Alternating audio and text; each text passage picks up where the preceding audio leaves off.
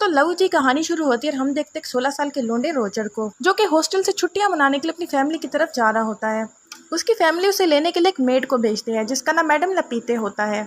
Madam लपीते बड़ी hot होती है। जब वो दोनों टांगे में बैठ के जा रहे होते हैं तो मैडम लपीते के पपीते हिलने लगते हैं, जो रोजर देखता ही रह जाता है। उसके बाद रोजर घर आता है और सब उसका वेलकम करते हैं। लेकिन तभी अचानक रोजर की मम्मी कहती है कि ये तुमने अपनी पैंट को क्या कर लिया। और तभी हम व्यूवर्स समझ जाते हैं कि असल में रोजर मैडम लपीते के पपीते देख रहा था, जिसकी वजह से उसकी पैंट खराब हो गई। वहाँ पे रोजर की आंटी भी खड़ी होती है जिसका नाम मार्गरीटा होता है। वो कहती है कि इस उम्र में पैंट खराब हो जाती है, चलो आओ मैं तुम्हारी पैंट साफ कर दूँ। उसकी पैंट साफ कर देती है। उसके बाद रोजर अंदर आता है। घर के अंदर रोजर की एक बहन भी होती है जिसका नाम बार्था होता है और ये दोनों आपस में बहुत ज्यादा अटैच होते हैं। बार्था अपने भाई रोजर को जंगल में घुमाने लेकर जाती है। तभी रोजर की नज़र मैडम लपीते पे पड़ती है और वो मैडम लपीते से बातें करने लगता है। लेकिन तभी मैडम लपीते कहती है कि ज़रा रुको। वो उसके सामने ही अपनी स्कर्ट ऊपर करके मूत देती है और ये सब देखकर रोजर बहुत ज़्यादा शॉक्ड हो जाता है। वो कहता है यार कितनी औसम है ये साली। उसके बाद रोजर को किसी लड़की के हंसने की आवाज़ें आती है और वो देखता है कि उसी के घर की मेड को कोई बुरी तरह से पेल रहा होता है। वो बहुत जोर जोर से हंस रही होती है, वो काफी इंजॉय कर रही होती है। तब रोजर को समझ में आता है कि इस गांव की तो हवा में भी सेक्स है। अब रोजर को डाइनिंग टेबल पर दिखाया जाता है और हम देखते हैं कि रोजर की मम्मी काफी स्ट्रिक्ट होती है। अगर कोई भी उनके बनाए हुए रूल्स तोड़ता है वो तो उसे पनिशमेंट जरूर करती है। इतने में वार्ता कहती है कि वो अपने भाई रोजर के साथ आज रात को रूम में सोना चाहती है, लेकिन उसकी मम्मी साफ मना कर देती है।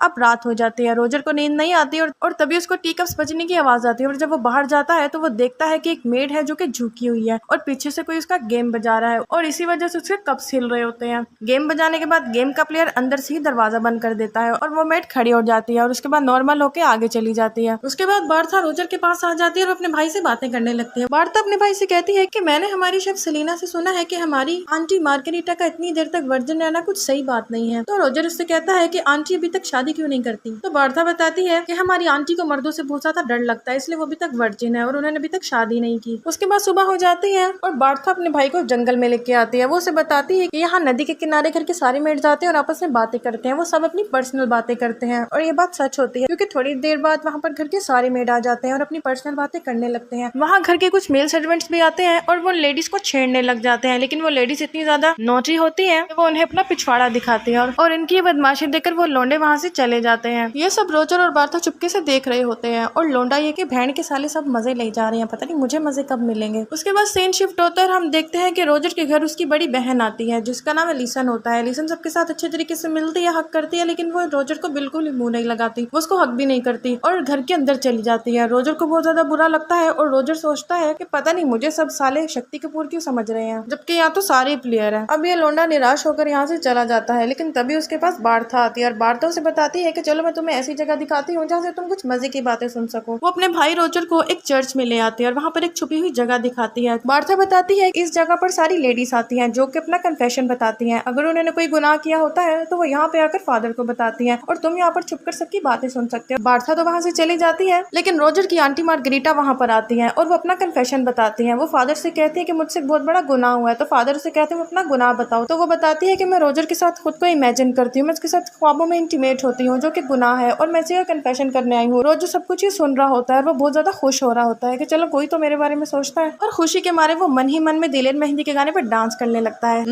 साला। लेकिन बेचारे लोंडे की खुशी कुछ ही देर की होती है और बेचारा फौरन वहां से नीचे गिर जाता है। उसके बाद फादर उसको पकड़कर घर ले आते हैं, उसकी सारी करतूत उसकी माँ को बताते हैं कि देख ले भाई तेरा लोंडा जवान हो गया, बता क्या करना है इसके साथ। तो उसकी माँ बड़ा गुस्से होती है और वो उसे कहती है कि फादर आप ही बताएं कि इसको क्या सजा देनी है। तो फादर कहते हैं कि इसके चुत्तड़ पे 10 सट्टी मारो और सट्टी इसको मार्गरीटा ही मारेगी क्योंकि ये उसके ही गुनाह सुन रहा था। तो बेचारी मार्गरीटा तो बहुत ज्यादा परेशान हो जाती है और वो उसे बिल्कुल ही मारना नहीं चाहती, लेकिन मम्मी के फोर्स करने पे उसे मारती है। उसके चुत्तड़ पे 10 सट्टी मारती है जिसकी वजह से उसके चुत्तड़ सूज जाते हैं और बेचारा लोंडा रोते हुए अपने रूम में चला जाता है और सुज्जे चुत्तड़ लेकर उल्टा लेटा होता है। बार्था अपने भाई की हालत देख नहीं पाती, वो अपने भाई से बहुत ज्यादा प्यार करती है। इतने में फिर से कप बजने की आवाज आती है और रोजर कमरे से बाहर जाता है। वो देखता है आज भी वही मेड झुकी हुई है और पीछे से कोई उसका गेम बजा रहा है और उसके बाद गेम का प्लेयर अंदर से ही दरवाजा बंद कर देता है। तभी रोजर की नजर फादर पे पड़ती है जो कि चुपके से सब कुछ ये देख रहे होते हैं, लेकिन जैसे जैसे ही फादर देखते हैं कि रोजर ने उसे देख लिया तो वो फौरन से वहाँ से भाग जाता है। इतने में वहाँ पर एक और मेड आती है जिसका नाम उर्सुला होता है। उर्सुला मेड उसे कहती है कि तुम्हारे पिछवाड़े पे ज्यादा दर्द हो रहा है तो क्रीम लगा दूं। तो वो कहता है नहीं क्रीम ना लगाओ, मुझे बस ये बताओ कि सेलिना का कौन रात को गेम बजाता है। और उसके बाद वो अंदर से ही दरवाजा बंद कर लेता है। मुझे जानना है कि वो इंसान कौन है। तो उर्सुला बताती है ये तो एक रोज की नई कहानी है और ये सीक्रेट है। ये कहकर वो वहाँ से चली जाती है। उसके बाद रोजर फादर के पास जाता है जो कि चुपके से दूरबीन से कुछ देख रहे होते हैं और वो रोजर को देखकर फौरन से भाग जाता है। तो रोजर जल्दी से आकर फादर की दूरबीन में देखता है कि दो लोग बुरी तरह से आपस में लिपटे हुए हैं और माहौल काफी गर्म है और यही सब कुछ फादर ताड़ रहे थे। उसके बाद वो देखता है कि सामने एक बुक पड़ी हुई है। वो बुक को चुपके से उठा लेता है।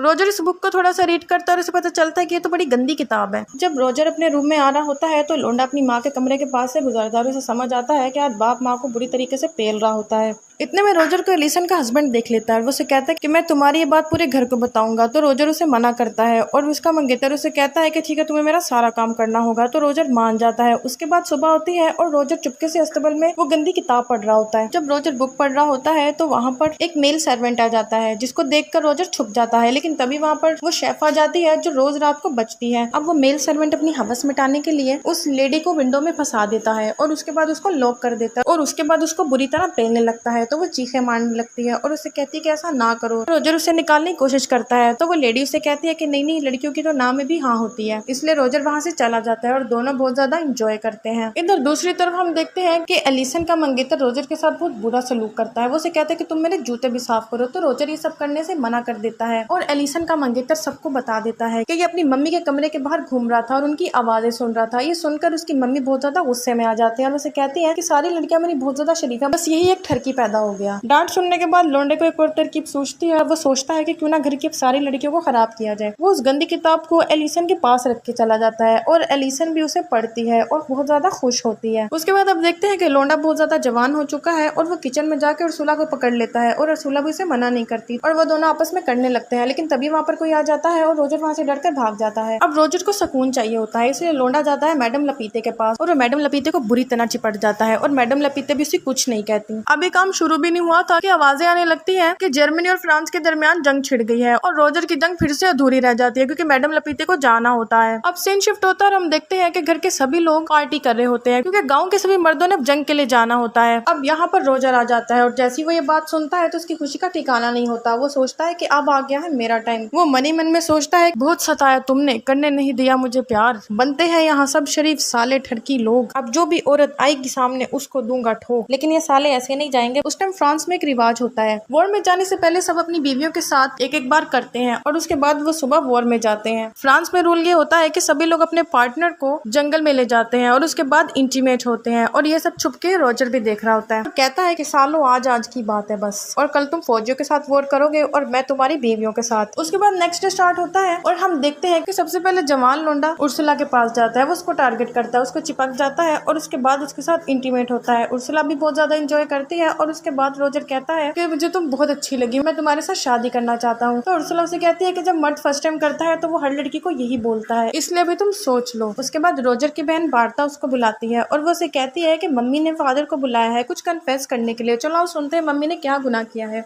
तो दोनों जाकर चुपके चुपके से बात सुनने लगते हैं।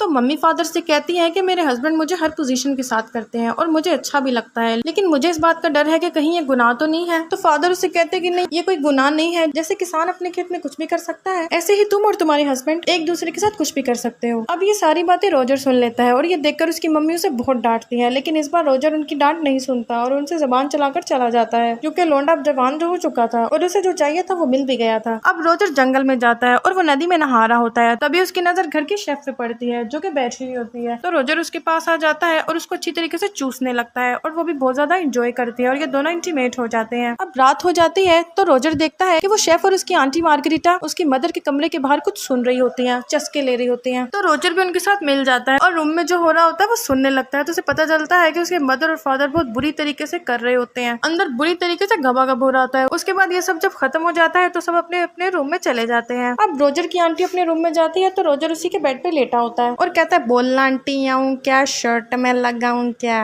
वो कहता है आंटी अब तो मैं भी वर्जन नहीं रहा कि आंटी क्यों ना तुम्हारा कांच भी तोड़ दूं। तो वहीं पर इंटीमेट होने लगते हैं और उसके बाद काफी देर तक एक दूसरे को प्यार करते हैं। अब इस सब के बाद हम आगे देखते हैं कि वही कप ट्रे वाली आती है, लेकिन इस बार तो कोई गेट ही नहीं खुलता जो उसका गेम बजा सके, क्योंकि के रोजर तैयार बैठा है और बाकी के मर्द तो वॉर में गए हैं, इसलिए वो सीधे रोजर के रूम में ही चली जाती है और रोजर उसे दबा दबा कर पेलता है। आगे दिखाते हैं कि रोजर की बड़ी बहन एलिसन अस्तबल के पास जा रही होती है तो रोजर जाकर उसको भी दबोच लेता है और उसके साथ दबा दबा कर टपाटप करता है। अब हर रात रोजर के रूम के बाहर लाइन लगी रहती है, कभी उर्सुला तो कभी सेलिना, कभी मार्गरीटा तो कभी एलिसन। लोंडा खूब मजे लेता है और फिर एक दिन क्या होता है कि एलिसन उसके पास आती है और उसे बताती है कि वो प्रेग्नेंट है। ये सुनकर रोजर के तो चुत्तर सिया हो जाते हैं और एक और बुरी खबर आती है कि वॉर खत्म हो चुकी है और सारे मर्द वापिस आ रहे होते हैं। अब रोजर सोचने लगता है कि क्या किया जाए, पहले करते वक्त तो तुझे पता ना चला और अब लेटा सोच रहा साला। इतने में उसे एक और बुरी खबर मिलती है कि सारी लेडीज प्रेग्नेंट हो चुकी है। उर्सुला को भी पीरियड्स मिस हो जाते हैं और वो भी प्रेग्नेंट होती है, वो उसे आकर बता देती है। अब सभी मर्द घर वापस आ जाते हैं और डाइनिंग टेबल पर बैठ के सब खाना खा रहे होते हैं। अब रोजर सबसे पहले एलिसन के पास जाता है और वो उसे कहता है कि वो अपने मंगेतर को सेड्यूस करे और उसके साथ इंटीमेट हो, और एलिसन ऐसा ही करती है। वो एलिसन को समझाता है कि ऐसे ही सबको पता चल जाएगा कि ये तुम्हारा ही बच्चा है क्योंकि तुम उसके साथ आते ही इंटीमेट हुई हो। और उसके बाद वो उसके बेड पर एक नेल पॉलिश भी लगा देता है ताकि सबको लगे कि एलिसन अभी तक वर्जिन ही थी। उसके बाद रोजर अपनी आंटी मार्गरीटा के पास आता है और उन्हें कहता है कि वो फादर के साथ अच्छे तरीके से इंटीमेट हो ताकि सबको यही लगे कि ये बच्चा फादर का ही है। तो मार्गरीटा भी मान जाती है और इधर उर्सुला भी एक गाँव के काणे से शादी कर लेती है ताकि सबको पता चल जाए कि बच्चा काणे का ही है। उसके बाद रोजर अपने सारे गुनाहों को ठिकाने लगा देता है। अब कुछ टाइम के बाद इनके पेट गुब्बारे की तरह फूल जाते हैं और ये सब कहते हैं कि हम अपने बच्चे का नाम रोजर रखेंगे, यानी कि एक और ऐसा लोंडा पैदा होगा जो कि सबकी फाड़ेगा। उसके बाद रोजर के पास कपड़े वाली लेडी आती है और उसको बाय कहकर वहां से चली जाती है और रोजर भी अपने हॉस्टल के लिए वहां से निकल जाता है। और यहाँ